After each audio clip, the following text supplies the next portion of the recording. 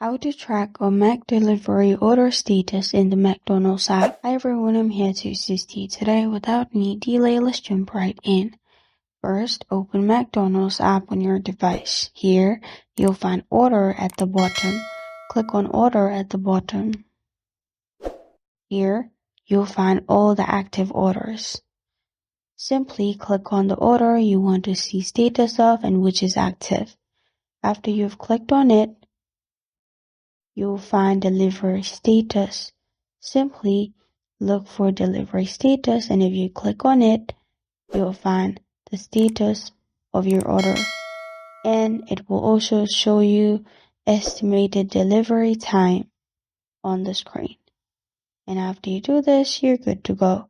This is how to track a McDelivery order status in the McDonald's app. Thank you for joining me today. If this video helps you out, please leave a like and subscribe for more. Got a question or want to suggest a topic? Comment below. Thank you for watching.